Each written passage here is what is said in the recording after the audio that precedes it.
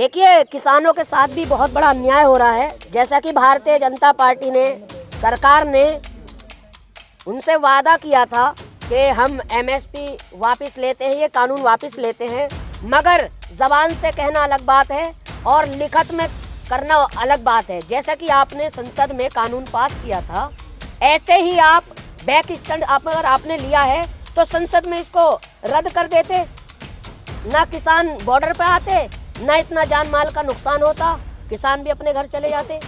मगर सरकार जिद पे अड़ी हुई है। सरकार ने कीले गाड़ दिए हैं भैया।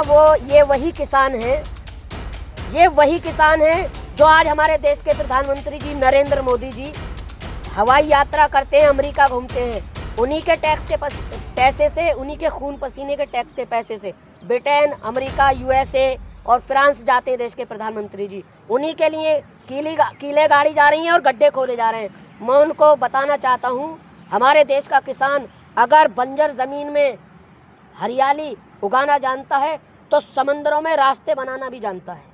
तो तैयार हैं किसान पूरी तरह। सरासर अन्याय हो रहा है। अगर आज नहीं बोले तो फिर कभी नहीं बोल पाएंगे, क्योंकि उनकी आने वाली नस्लें कोसेंगी अपने माता पिताओं को कि आपने ये करा क्या। तो अब क्या करेंगे किसान आगे?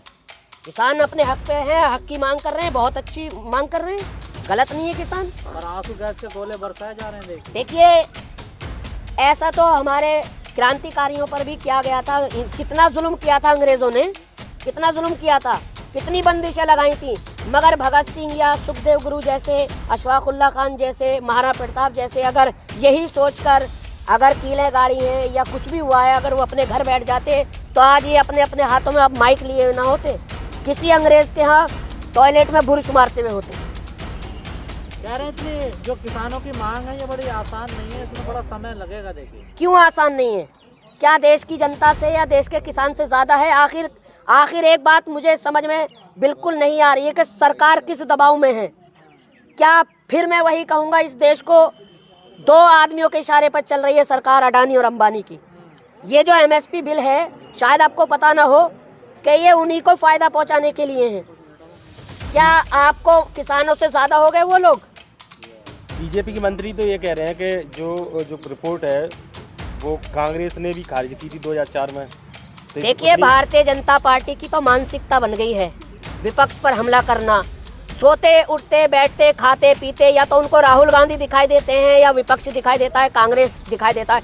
अरे उन्होंने कुछ भी करा, मैं ये कह रहा हूँ, आप तो कम से कम ऐसा मत करिए, आप तो अच्छा बन के दिखाइए। आपने तो बहुत बहुत बड़े वादे किए थे कि 2022 में किसानों की आय दुगनी कर देंगे। क्या हुआ? कहाँ हुई आय दुगनी? तो करतोदी लहसुन 300 रुपए किलो चल रहा है। 300 नहीं, माफी की आपको 600 पार है भाई साहब।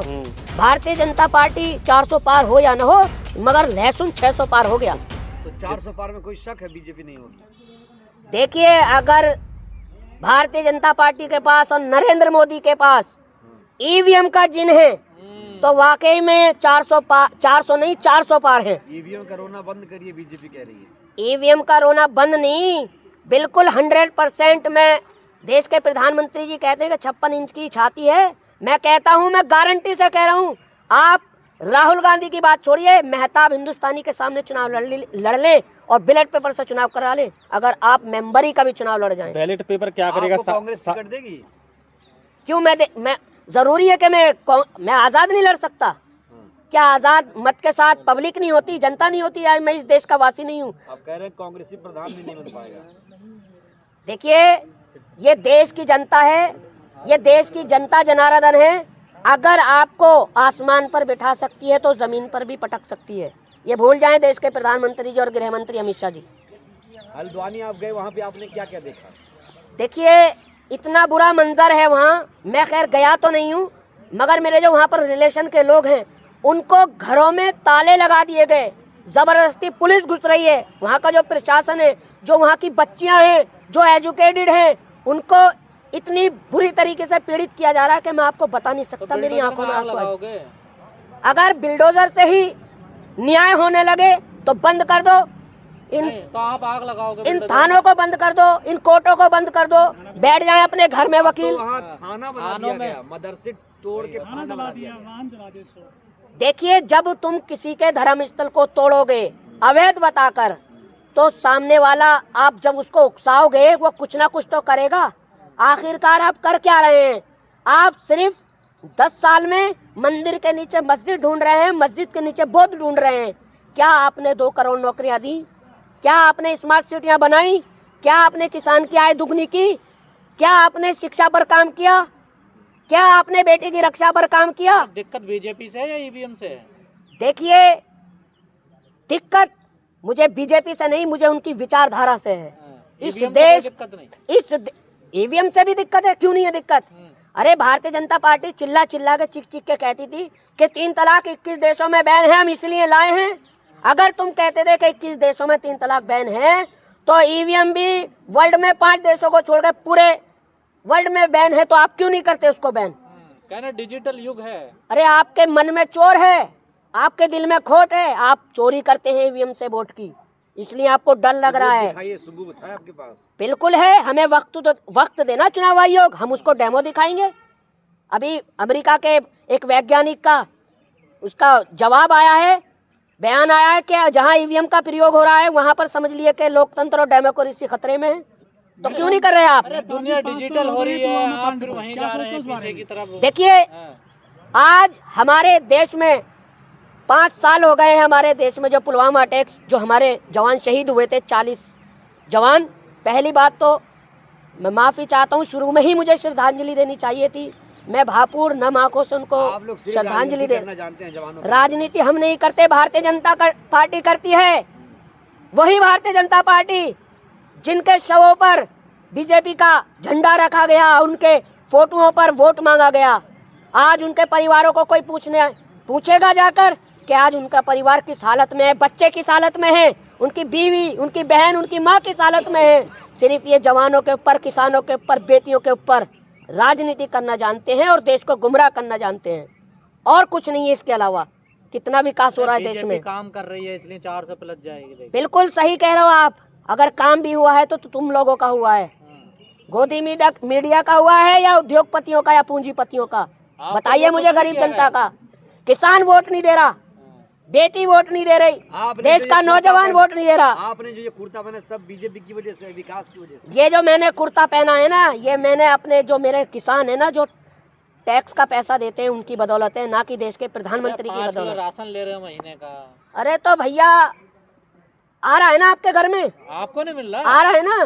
क्या 5 किलो राशन से पूरा हो जाएगा? और पूरा हो जाएगा। घर के और खर्चे नहीं है, सिलेंडर नहीं है, पेट्रोल नहीं है, डीजल नहीं है। सिलेंडर भी 1000 रुपए कर दिया आपके। 1150।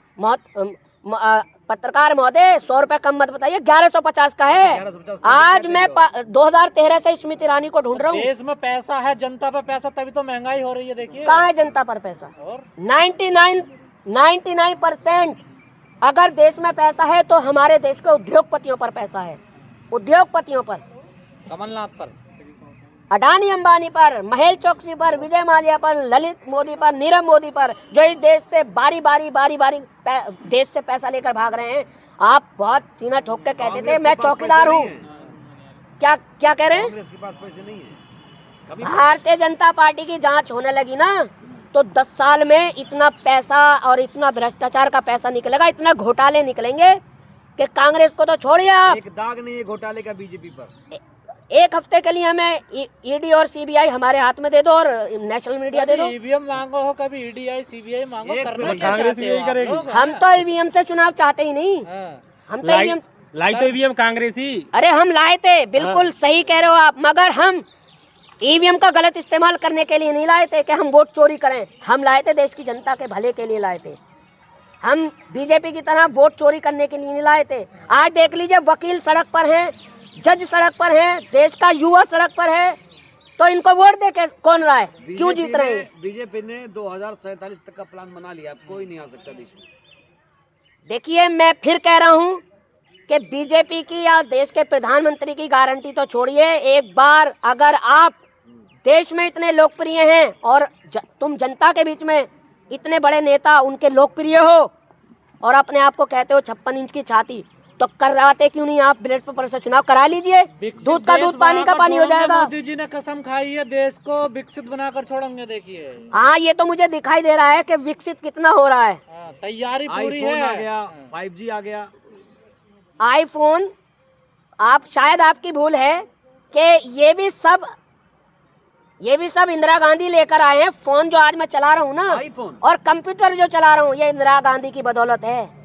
इंदिरा गांधी की बदौलत। राजीव गांधी, तो इंदिरा गांधी, आज इस देश को जो बनाया है ना, उन्होंने ही बनाया, और जिनकी बदौलत बैठे हो तुम ईवीएम पर क्या कुर्सी कहना है? पर। अगर नहीं होती है बैन तो फिर क्या? ईवीएम पर मुझे ये कहना है, अगर ईवीएम बैन नहीं होती है तो देश खतरे में है, देश की बेटी खतरे में है, देश का किसान खतरे में है। EVM जो से होगा बेटी कैसे खतरे जो होगा वो EVM करेंगे। से बेटी कैसे खतरे में? जो होगा अरे जब चुनावी ईवीएम से होगा तो दूसरी पार्टी कैसे जीतेगी, या इलेक्शन कौन जीत जाएगा? यही जीतेंगे, मनमानी चलाएंगे अपनी। चलिए ठीक है, धन्यवाद।